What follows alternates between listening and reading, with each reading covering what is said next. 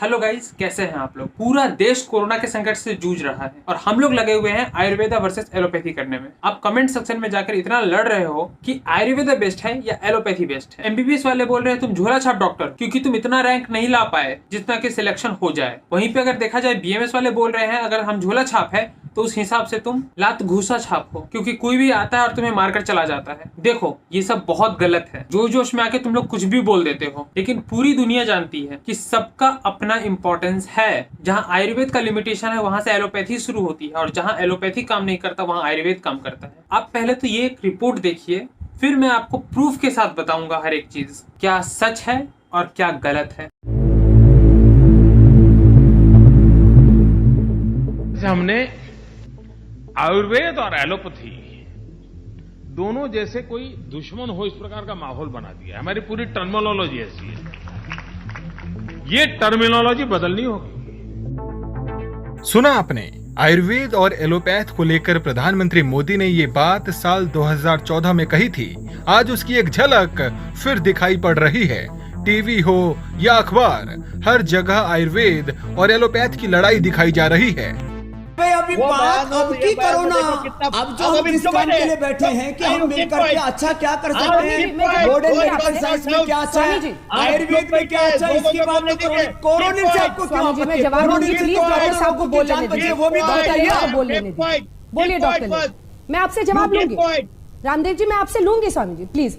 और ये कोरोनिल दवा को थोड़ा हटा दीजिए ना सर, इसको प्रचार का मंच मत बनाइए इस डिबेट को। ठीक है, देखा आपने, न्यूज चैनलों के डिबेट में आयुर्वेद और एलोपैथी दोनों के बीच एक दूसरे को मात देने की होड़ मची है।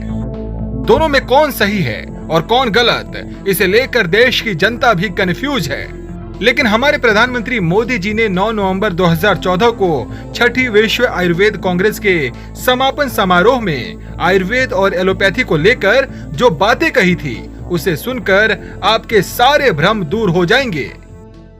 आयुर्वेद और एलोपैथी दोनों जैसे कोई दुश्मन हो इस प्रकार का माहौल बना दिया है। हमारी पूरी टर्मिनोलॉजी ऐसी है। ये टर्मिनोलॉजी बदलनी होगी। हम भी तो विवाद करते रहते, भाई आयुर्वेद जो है वो मूल से बीमारी को दूर करता है और एलोपैथी तो भाई ऊपर ऊपर रिलीव करता है। और हम तुष्कारते हैं और फिर खानगी में वही करते हैं। जब तक हम ये न कहें कि भाई एलोपैथी एक रास्ता है, लेकिन आयुर्वेद ये जीवन पद्धति है,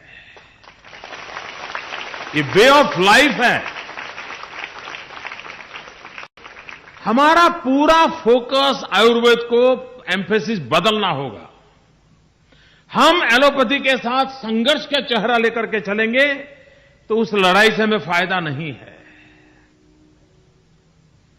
हमें फायदा इस बात में है, और जिस प्रकार से योगा ने अपनी जगह बना ली, आयुर्वेद भी अपनी जगह बना सकता है। अगर नई बीमारियां आएगी तो एलोपैथी वाले संभाल लेंगे, लेकिन बीमारियां ना आए वो तो आयुर्वेद ही संभाल सकता है। एलोपैथी गंभीर बीमारियों के इलाज के लिए जरूरी है, लेकिन आयुर्वेद इन बीमारियों को शरीर में प्रवेश करने से रोकता है। इसके साथ ही कई ऐसी बीमारियां हैं जिनका इलाज आयुर्वेद में संभव है और इसे एलोपैथी भी नकार नहीं सकता। प्रधानमंत्री मोदी ने एक कहानी के जरिए बताया कि कैसे कुछ बीमारियों के इलाज के लिए बड़े बड़े डॉक्टर भी आयुर्वेद का सहारा लेते हैं। विश्वास बहुत बड़ी चीज है। मैं एक घटना से बड़ा परिचित हूं। मैं गुजरात में रहता था, तो वहां एक डॉक्टर वणिकर करके, अब तो उनका स्वर्गवास हो गया, बहुत बड़े, शायद वो गुजरात के पहले पैथोलॉजी के एमएस थे और विदेशों में पढ़ करके आए थे। उनका पैथोलॉजी लेबोरेटरी चलता था। उनके परिवार में, रिश्तेदारी में एक बच्चा बचपन में बीमार हो गया। बहुत छोटा बालक था, शायद 2-3 महीने हुए होंगे, और कुछ ठीक ही नहीं होता था। तो एक बैजराज के पास ले गए। सारा परिवार एलोपैथी मेडिकल साइंस की दुनिया के सब लोग थे। थक गए तो एक बैजराज के पास ले गए। बैजराज के पास ले गए तो उस वैद्यराज जी को मैं जानता था। तो बच्चे को देखा उन्होंने और उन्होंने अपनी पत्नी को अंदर से कहा, ऐसा करो भाई, शीरा बना के ले आओ, हलवा बना के ले आओ। तो ये कहने लगे, नहीं नहीं, हम लोग तो नाश्ता करके आए हैं, हलवा बलवा नहीं, मैं तुम्हारे लिए नहीं बना रहा हूं, बच्चे के लिए बना रहा हूं। तो कह रहे, बच्चा तो 3 महीने का, उसको हलवा खिलाओगे आप? लेकिन जो भी औषधियां वगैरह डालनी होगी, उनकी पत्नी को मालूम होगा, वो 1 चम्मच भर हलवा बना करके ले आई। और उन्होंने खुद ने, वैद्यराज जी ने, उस बच्चे को उंगली पे लगा लगा करके तो उसके मुंह में चिपकाते रहे, उसको थोड़ा थोड़ा थोड़ा थोड़ा आधा घंटे पर कोशिश करके थोड़ा बहुत डाला। 3 दिन के अंदर उसके जीवन में परिवर्तन आना शुरू हो गया। ये डॉक्टर मुझे लगातार बताते रहते थे कि हम एलोपैथी की दुनिया के इतने बड़े लोग हमारे अपने पोते को ठीक नहीं कर पा रहे थे, उन्होंने 1 चम्मच भर हलवा खिला करके उसको बिल्कुल से एकदम से सशक्त बना दिया। कहने का तात्पर्य है कि इस शास्त्र में कोई ताकत तो है। देश की स्वास्थ्य व्यवस्था को दुरुस्त करने के लिए आयुर्वेद और एलोपैथी दोनों को मिलकर काम करना चाहिए। अगर दोनों एक दूसरे को दुश्मन के रूप में देखेंगे तो इसका नुकसान देश की आम जनता को होगा।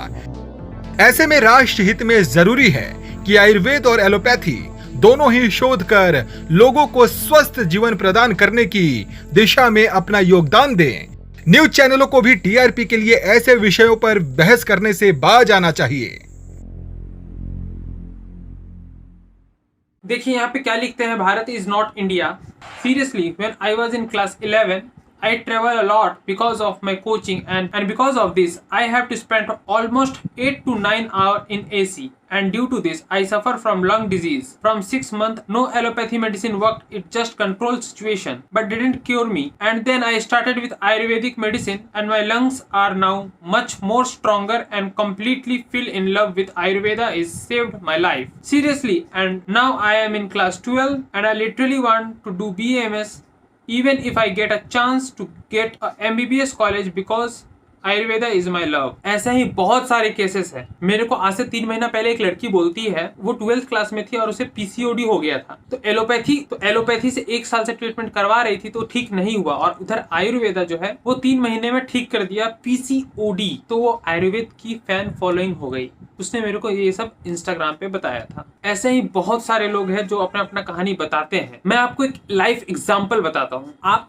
YouTube पे कर्मा आयुर्वेदा सर्च करिए, वहां आपको डॉक्टर पुनीत जी मिलेंगे। उस वीडियो को देखिए, उन्होंने बहुत सारा वीडियो बनाया हुआ है। उन्होंने सबूत के साथ उन्होंने कितने हजारों किडनी पेशेंट्स ठीक किए हैं जहां पे एलोपैथी फेल हो चुकी थी। उनको एलोपैथी डॉक्टर ने बोल दिया था कि आपको किडनी ट्रांसप्लांट करवाना ही पड़ेगा, यही एक लास्ट उपाय है। वैसे पेशेंट को डॉक्टर पुनीत जी ने आयुर्वेद से बिल्कुल ठीक कर दिया है, और उनके पेशेंट्स पूरे ऑल ओवर द इंडिया से आते हैं, यहाँ तक कि अफ्रीका से, यूएस से भी आते हैं। मैं एक वीडियो में देख रहा था कि एक एमबीबीएस डॉक्टर अपने पापा को लेकर आए हुए हैं पुनीत जी के पास आयुर्वेदिक ट्रीटमेंट करवाने। तो आप समझ रहे हो ना मैं क्या कहना चाह रहा हूँ। मेरा मतलब ये नहीं है कि एलोपैथी को डिफेम करना, मेरा बस यही मतलब है कि जहाँ एलोपैथी और आयुर्वेदा, इसमें कंपटीशन करने का जरूरत नहीं है।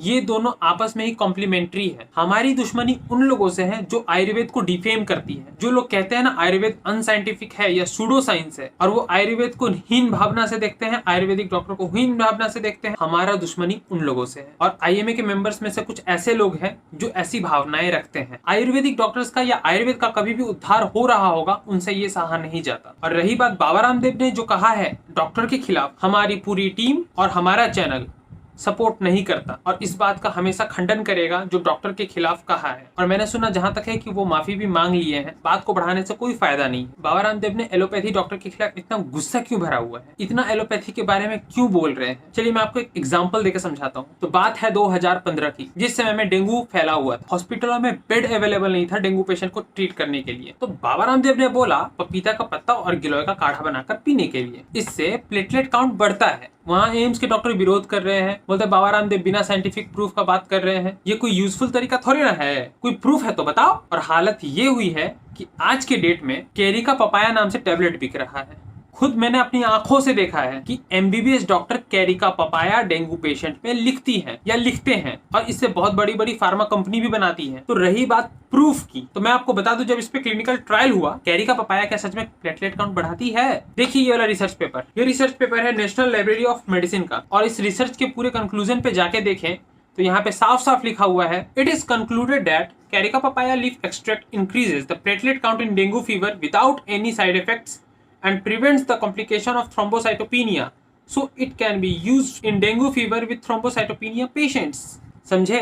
ठीक ऐसा ही और एक रिसर्च हुआ Asian Pacific journal of tropical biomedicine, इसमें भी साबित हो गया कि प्लेटलेट काउंट बढ़ता है। और उन्होंने ये भी लिखा है कि जब हमने ये चूहों पे एक्सपेरिमेंट किया तो हमने देखा कि प्लेटलेट काउंट के साथ साथ आरबीसी भी बढ़ता है। सो ये डेंगू के साथ साथ आप मलेरिया में भी दे सकते हो, और ये देना सेफ भी रहेगा। तो जब ये बाबा रामदेव बात बोल रहे थे तो उस समय में कोई बात नहीं माना, तब भी डॉक्टर लोग बोल रहे थे कि अपना बिजनेस बढ़ाने के लिए ऐसा बोल रहे हैं, अपना दवा बेच रहे हैं। और आज यही बात कोरोनिल के ऊपर भी आया हुआ है। आज से 3 साल बाद जब रिसर्च होगा कोरोनिल पे और रिपोर्ट आएगा कि गिलोय, अश्वगंधा, तुलसी ये सब कोविड-19 में बहुत फायदा है, तब यही टैबलेट खुद एमबीबीएस वाले देंगे, जैसे अभी डेंगू के केस में कैरिका पपाया दे रहे हैं। और फिर आईएमए के मेंबर्स बोलेंगे हम मिक्सोपैथी के खिलाफ है और क्रॉसपैथी नहीं चलेगी, और क्रॉसपैथी होनी नहीं चाहिए। आईएमए कहता है आयुर्वेदिक डॉक्टर आयुर्वेदिक मेडिसिन लिखे, एलोपैथी डॉक्टर एलोपैथिक मेडिसिन लिखे। जहां आयुर्वेदिक दवा लिखने का जरूरत पड़ेगा वहां पे आयुर्वेदिक डॉक्टर को बुलाओ, आयुर्वेदिक दवा हम लोग इस्तेमाल करना चाह रहे हैं तो तुम यहाँ पे लिखो। डेंगू मलेरिया के पेशेंट में कैरिका पपाया लिखने से पहले आयुर्वेदिक डॉक्टर से कंसल्टेट करो।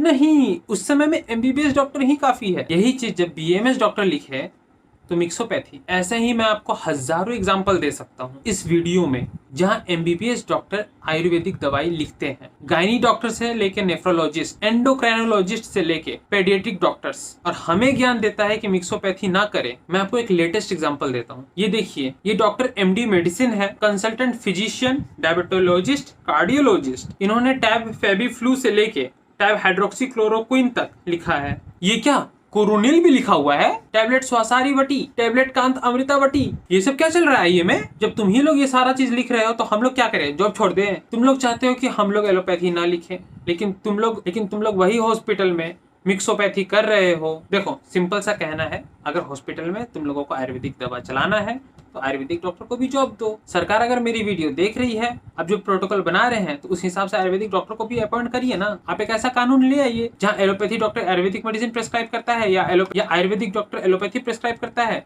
तो उस पर फाइन लगेगा। तब ना हम समझेंगे कि हाँ मिक्सोपैथी नहीं हो रहा। क्या आईएमए जाएगा कोर्ट पे या सरकार ऐसा बनाएगी? मैं आपको गारंटी के साथ बोल सकता हूँ, अगर ऐसा होगा ना तो हर एक आयुर्वेदिक डॉक्टर को जॉब लगेगा। वो हॉस्पिटल में जाएगा, जो डेंगू पेशेंट है उसको कैरिका पपाया लिखेगा, जो लीवर पेशेंट है उसको लीव 52 लिखेगा। ऐसे बहुत सारे एग्जांपल्स है, मैं इस वीडियो में बोर नहीं करना चाहिए। देखिए बोलने का बहुत कुछ है, बोलने लगूंगा तो वीडियो 2 घंटा का बन जाएगा। नेक्स्ट वीडियो का आप इंतजार करिए। फिलहाल आज इतना ही रहने देते हैं। नेक्स्ट वीडियो में और भी बहुत सारी बातें करेंगे। जिनको अच्छा लगा वो लाइक करिए और शेयर करिए, और जिनको अच्छा नहीं लगा वो अगली बार से वीडियो देखने मत आइएगा। भारत माता की जय।